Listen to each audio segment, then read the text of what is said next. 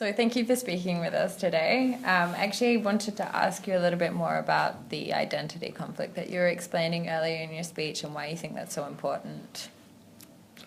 Well, I think the nature of conflict has changed, and conflict is less now about countries trying to take over other countries or dominate other countries. It's more about identity and ideas.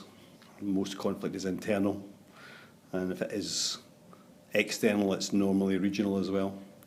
So I think the big challenge for this century is to try and find a way of going beyond military power and using other techniques, other objectives to try and ensure that people feel less resentment, less disempowerment. I think ultimately the only way to deal with globalisation is to ensure that people in their own community, in their own place, feel as if they have some power, some say, some recognition, some voice. Okay. So how do you think the best way to engage people who might seem disaffected are?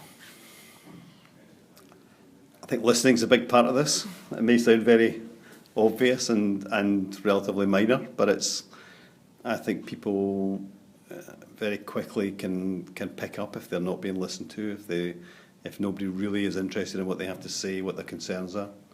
But I also think political structures help as well. Mm-hmm. They give formation to identities. They give people a more direct voice. They give them more power over their own local area. There's more direct accountability. So I think a combination of style and approach and inclusion in leadership and political structures that give a more formal recognition to identities that have felt distance from the centre. Okay. And you were speaking as well about the Millennium Development Goals and now the change to the Sustainable Development Goals. Yep. What do you think the kind of impact on cultural diplomacy, or what kind of impact will cultural diplomacy have on the new Sustainable Development Goals? I imagine they'd be similar to... Yeah, I think, well, the Millennium Development Goals were kind of decided in New York, handed down. It took a few years for them really to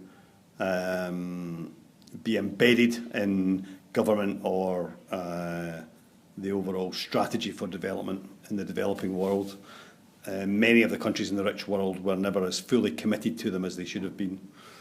And I think the exciting thing about the new Sustainable Development Goals that will be agreed in September to replace them is that they have been the product of widespread consultation, lots more engagement. There's a real genuine partnership developing between the North and the South. And I think therefore that it's more likely that they will be more successful because the relationship will not be that dependent north-south, rich-poor relationship. It will be more not just of a partnership, but of local accountability and local responsibility in individual countries. And I think that, there could be events that make sure it doesn't work, but the chances are that this will be a really special time in the development of a fairer, more just world. Yeah, so the more accountability you can give a country, probably the better they can help their own identities come out, or... Well, I think with something like setting goals and targets that are going to deal with extreme poverty and terrible conditions in individual countries, unless those responsible in that country feel some responsibility for meeting those targets, then they're never going to put the work in that they require to make it happen. Everything needs leadership, direction, resources, strategy, implementation, monitoring. So you need individual country leadership to really be on board. And the best people to then hold them accountable are their own people, not the rest of the international community. Yeah. And I think sometimes in the past there's been a view in Europe and elsewhere that we give development assistance, so therefore they're answerable to us. Actually, what you really want at the end of the day is governments that are answerable to their own people in transparent, accountable ways that then ensure that these targets mean something to the whole population and are more likely then to be implemented. Okay. Well, you've been described as a one-man international department. So can you give me your best example of cultural diplomacy?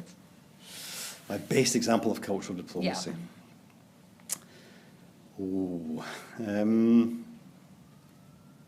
I could give you I suppose I could give you... or your favourite? a favourite example.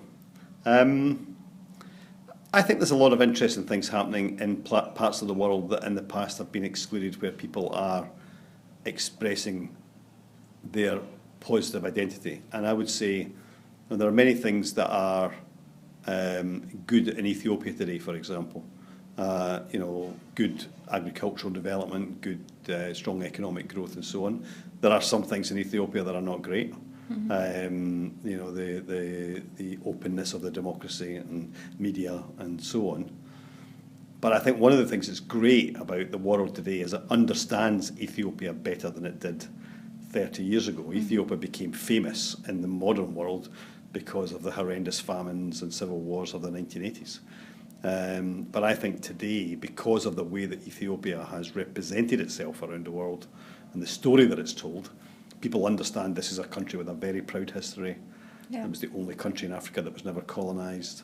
It has a incredible rich cultural history and pride that runs through the way it approaches its own business as well as the rest of the world.